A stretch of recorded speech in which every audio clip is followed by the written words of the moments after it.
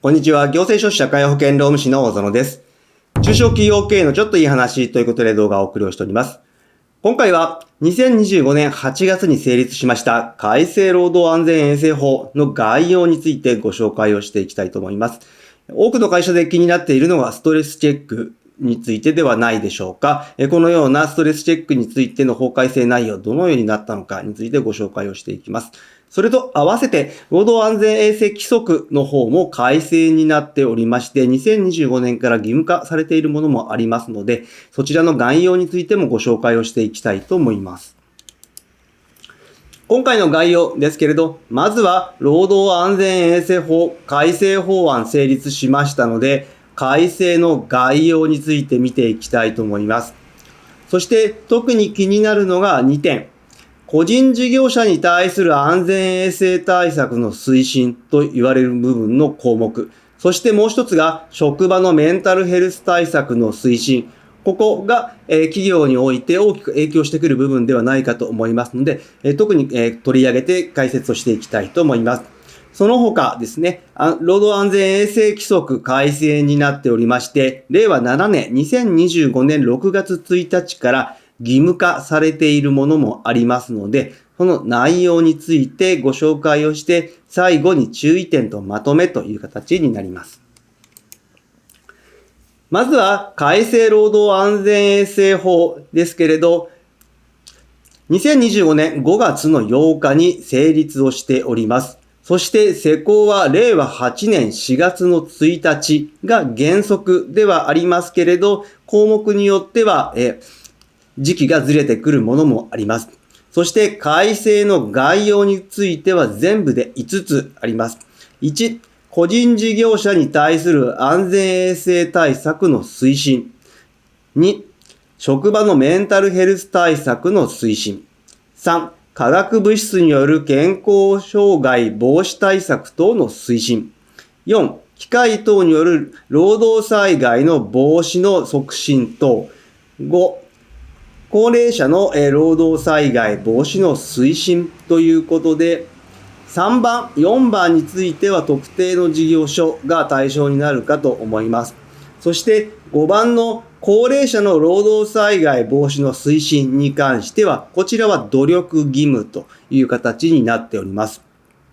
そして多くの会社に関わってくるのが1番と2番になりますけれど、1番は個人事業者に対する安全衛生対策の推進ということで、労働安全衛生法、基本的には雇用労働者が対象ではありますけれど、今回この対象範囲が拡大ということになっておりまして、個人事業者に対しての義務も課されているということが注意が必要。そして2番目、職場のメンタルヘルス対策の推進ということで、今現状50人以上の企業においてストレスチェックというのが義務化をされておりますけれど、こちら人数要件が撤廃ということになりまして、すべての事業所においてストレスチェックを実施しなければいけないということになりました。この2つについて特に取り上げて解説をしていきたいと思います。まず1つ目、個人事業者に対する安全衛生対策の推進ということで、こちらの施行自体は令和9年の1月からすべて一斉にではありませんけれど、順次施行という形になっております。その概要は2つになります。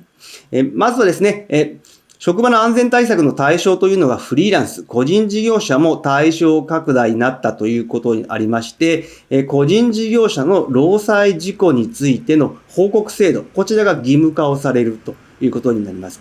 そしてもう一つ、危険な業務を行う個人事業者は安全衛生教育を受けることも義務ということで、2つの義務が新たに課されることになってきました。これによってですね、業務中の死亡や4日以上の怪我、病気の休業があった場合、個人事業者であっても、労働基準監督署への報告が必要になりますので、注意が必要です。なぜですね、労働者が対象となっている労働安全衛生法で個人事業者、フリーランスの方も対象になったのかと言いますと、こちらはですね、2021年最高裁の判決がありまして、こちらはいわゆるアスベスト訴訟と言われるものになっておりますけれど、この中にですね、働き方に関わらず同じ場所で働く人には同じ安全衛生水準が適用されるべきという判決が出ておりまして、こちらを受けて厚生労働省では労働安全衛生法の改正を進めていったという経緯があります。その結果、このような形で対象範囲がフリーランスの方まで拡大をしたということになっております。したがってですね、現場で事故が起きた場合、フリーランスの方であってもその怪我の内容によっては労働基準監督署へ報告をしなければいけないということになります。ただしですね、注意が必要なのは、報告自体はするんですけれど、その事故があった方、個人事業者の方に対して、労災が普通の従業員と同じように認められるというわけではないという点に注意が必要です。あくまでも労災の方は労災の法律になりますので、この労災は対象者が労働者ということになります。個人事業者が労災対象にならないわけではありませんけれど、やはり個人事業者が労働者と同じような働き方をしているといったところの申し立ては必要になってくる。それが認められた場合には労災として認定をされる可能性があるということになりますので、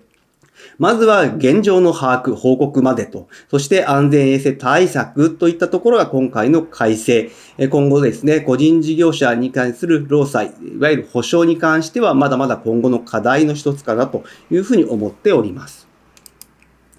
そして二つ目、職場のメンタルヘルス対策の推進ということで、こちらは以前からも言われておりました内容ではありますが、2015年12月からですね、長時間労働ですとか、職場環境による労働者のメンタル不調を予防して、精神的な健康を保持、増進するために設けられた新たな取り組みとして、ストレスチェック制度というのが導入をされております。これは、労働者50人以上の事業所で毎年1回行わなければいけない。対象はすべての労働者ということになっております。そして、50人未満の事業所においては努力義務となっております。このようなストレスチェックですね。ストレスチェックを実施した場合、そして面接指導の実施状況に関しては、労働基準監督署への報告義務というのも課されています。こちらが今回改正になりまして、50人未満の事業所も実施対象とするとなっております。従いまして、すべての事業所を対象としてストレスチェックは実施しなければいけない。では、いつから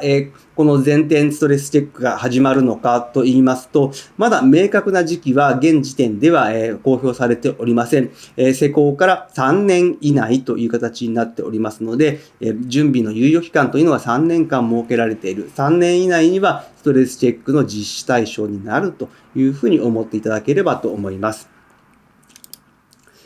そしてもう一つ、労働安全衛生規則。こちらは改正労働安全、改正法とは関係がありませんけれども、すでに改正をされているものになります。規則の方が改正になって、令和7年6月1日から施行ということで、こちらは熱中症対策というのが義務化をされております。熱中症による死亡災害の多発を踏まえた対策の強化ということで、対象となる事業者は WBGT28 度以上、または気温31度以上の環境下で連続1時間以上、または1日4時間を超えて実施が見込まれる作業の場合には、その事業者は対象となります。この WBGT ですけれど、こちらは何かと言いますと、1954年にアメリカで提案された指標でして、